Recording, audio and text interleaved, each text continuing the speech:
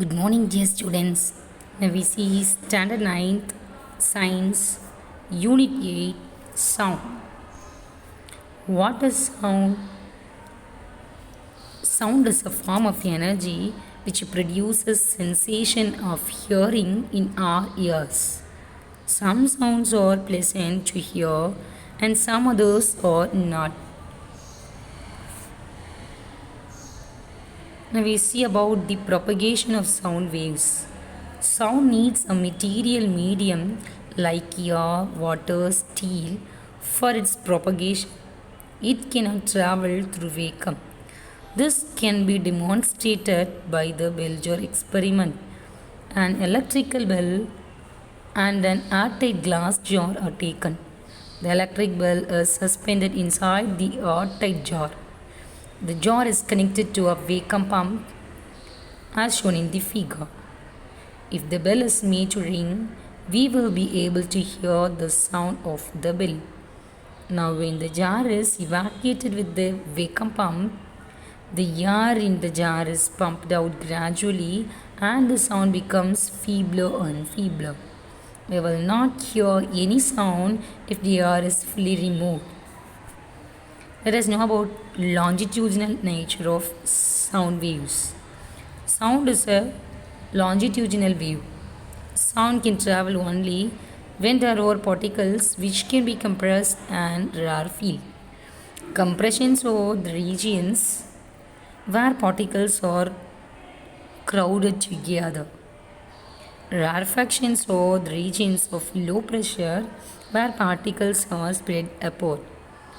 A sound wave is an example of longitudinal mechanical wave, represent the longitudinal nature of sound wave in the medium. Let us know about the characteristics of sound waves. A sound wave can be described completely by 5 characteristics. That are amplitude, frequency, time period, wavelength, and velocity or speed. Now we see the first one, amplitude. The maximum displacement of the particle of the medium from the original undisturbed position when a wave passes through the medium is called amplitude of the wave. If the vibration of the particle has large amplitude, the sound will be loud, and if the vibration has small amplitude, the sound will be soft. Amplitude is denoted as capital A. Its SI unit is meter. Now we see the next characteristic, frequency. The number of vibrations produced in one sound is called frequency of the wave. It is denoted as small n. The SI unit of the frequency is S minus 1 or hertz. Human ear can hear sound of frequency from 20 hertz to 20,000 hertz. Sound with frequency less than 20 Hz is called infrasonic sound. Sound with a frequency greater than 20,000 Hz is called ultrasonic sound. Human beings cannot hear above the ultrasonic sound. And now we see the next characteristic, time period. The time required to produce one complete vibration is called time period of wave. It is denoted as capital T and the SI unit of the time period is second. Frequency and time period are reciprocal to each other. The fourth characteristic is wavelength. The minimum distance in which a sound wave repeats itself is called its wavelength. In a sound wave, the distance between the center of two consecutive compressions or two consecutive rarefactions are also called wavelength. The wavelength is usually denoted as lambda. The SI unit of the wavelength is meter. Now we see the final last characteristic is velocity or speed. The distance traveled by the sound wave is 1 second is called velocity of sound. The SI unit of velocity of sound is meter per second.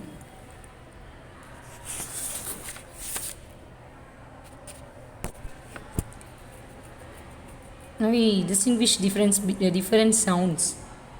Sound can be distinguished from one another in terms of the following three different factors. One is loudness, the other one is pitch, and the last one is timbre. Now, if we see the first one, loudness and intensity. Loudness is a quantity by virtue of which a sound can be distinguished from another sound, both having the same frequency. Loudness or softness of sound depends on the amplitude of the wave. The loudness of sound depends on the intensity of sound wave. Intensity is defined as the amount of energy crossing per unit area per unit time that is perpendicular to the direction of the propagation of the wave.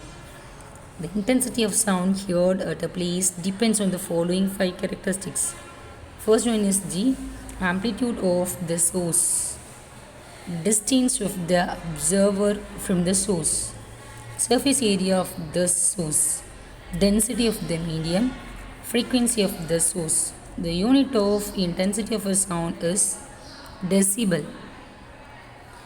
It is named in honor of the Scottish-born scientist Alexander Graham Bell. Next one is pitch. Pitch is one of the characteristics of sound by which we can distinguish whether a sound is shrill or bass. High pitch sound is shrill and the low pitch sound is flat. Two music sounds produced by the same instrument with the same amplitude will differ when their vibrations for different frequencies consist of two waves representing low pitch and high pitch sounds. The last one is timbre or quality. Timbre is the characteristic which distinguishes two sounds of same loudness and pitch emitted by two different instruments. A sound of a single frequency is called a tone and a collection of tones is called a note. Timbre is then a general term for the distinguishable characteristics of a tone. Now we see about the speed of a sound. The speed of sound is defined as the distance traveled by a sound wave per unit time as it propagates through the elastic medium. Speed equal distance by time.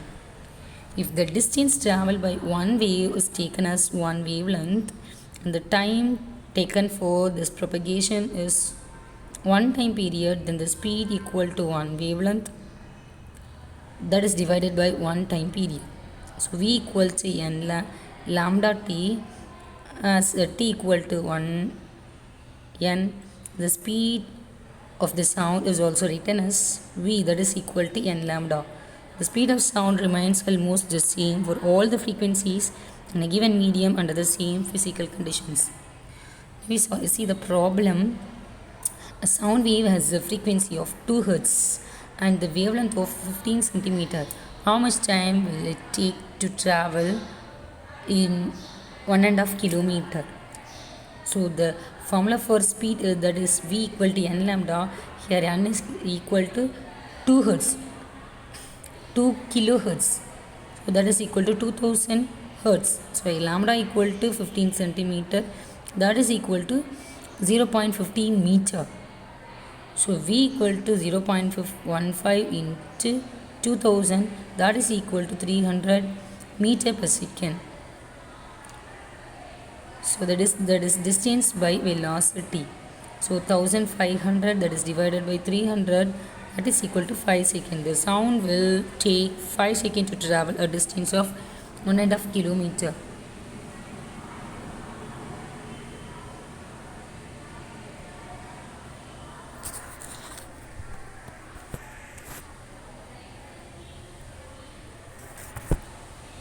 And we see the speed of sound in different media. Sound propagates through a medium at a finite speed. The sound of thunder is heard a little later than the flash of light is seen. So we can make out that the sound travels with a speed which is much lesser than the speed of light. The speed of a sound is less in gaseous medium that is compared to the solid medium. The speed of sound at a particular temperature in various media that is listed in this table. We go through the medium and find out the speed. When we see the reflection of sound, sound bounces off a surface of solid or liquid medium like a rubber ball that bounces off from a wall. An obstacle of large size which may be polished or rough is needed for the reflection of sound waves. We saw the laws of reflection, or the angle in which the sound is incident is equal to the angle in which it is reflected. Direction of incident sound, the reflected sound and the normal are in the same plane.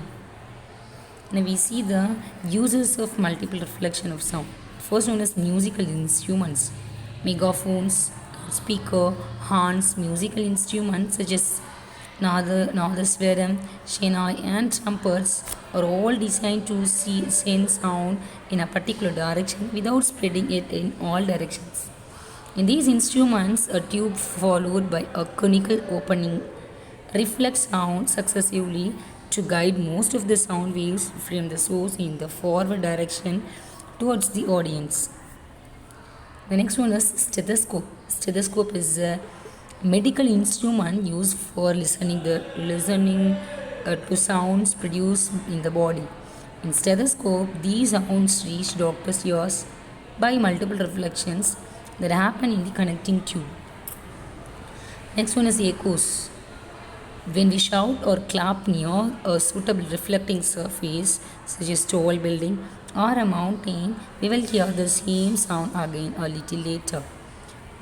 This sound which we hear is called an echo.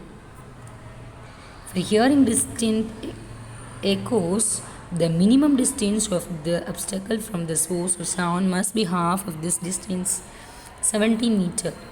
This distance will change with the temperature of earth. Echoes may be heard more than once due to the successive or multiple reflections. Now we see the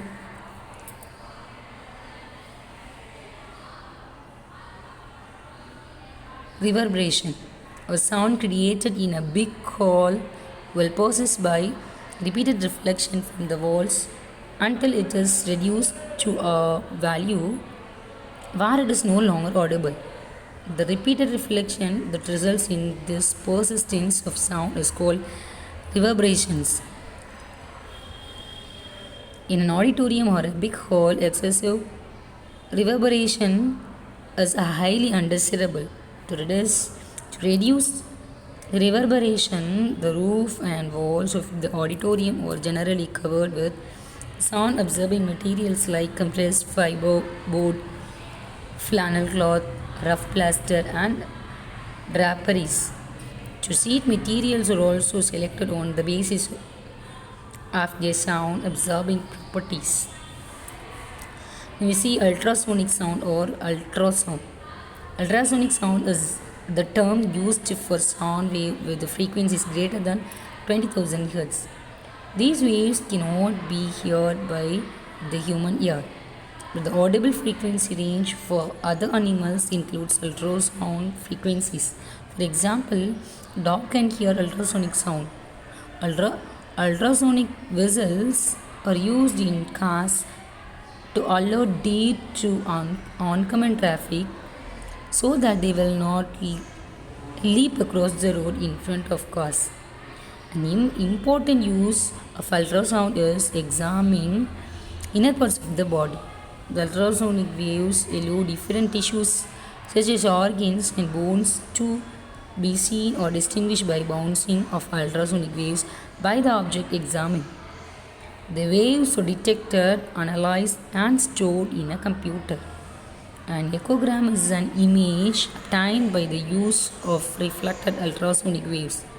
It is used as a medical diagnostic tool. Ultrasonic sound is having application in marine surveying also. Now we see the applications of ultrasonic waves. Ultrasounds can be used in cleaning technology. Minute foreign particles can be removed from object placed in a liquid bath through which ultrasound is passed. Ultrasounds can also be used to detect cracks and flaws in metal blocks. Ultrasonic waves are made to reflect from various parts of the heart and from image of the heart. This technique is also called echocardiography. Ultrasound may be employed to break small stones formed in the kidney into the fine grains. These grains later get flushed out with urine. Now we see about sonar. Sonar stands for sound navigation and ranging. Sonar is a device that uses ultrasonic waves to measure the distance, direction, and speed of the underwater objects. Sonar consists of a transmitter and a detector and is installed at the bottom of boats and ships. The transmitter produces and transmits ultrasonic waves. These waves travel through water and after striking the object on the seabed get reflected back and are sensed by the detector. The detector converts the ultrasonic waves into electrical signals which are appropriately interpreted. The distance of the object that reflected the sound wave can be calculated by knowing the speed of the sound in water and the time interval between transmission and reception of the ultrasound. This method is called echo ranging. Sonar technique is used to determine the depth of the sea and to locate underwater hills, valleys, submarine, and iceberg. Now we see the electrocardiogram. The electrocardiogram is one of the simplest and oldest cardio investigation available. It can provide a wealth of useful information and remains an essential part of the assessment of cardiac patients. In ECG, the sound vibrations produced by heart is converted into electric signals. Thus, an ECG is simply a representation of the electrical activity of the heart muscle as it changes with time. We see the structure of human heart.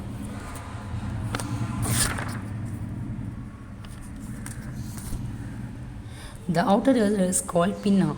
It collects the sound from the surroundings. The collected sound passes through the auditory canal. At the end of the ear is eardrum, that is also called tympanic membrane. When a compression of the medium reaches the eardrum, the pressure on the outside of the membrane increases and forces the eardrum inward. Similarly, the eardrum moves outward when a rarefaction reaches it. In this way, the eardrum vibrates. The vibrations are amplified several times by three bones in the middle ear. The middle ear transmits the amplified pressure variations received from the sound wave to the inner ear. In the inner ear, the pressure vibrations are turned into electrical signals by the cochlea. These electrical signals are sent to the brain via the auditory nerve and the brain interprets them as sound. Thank you, students.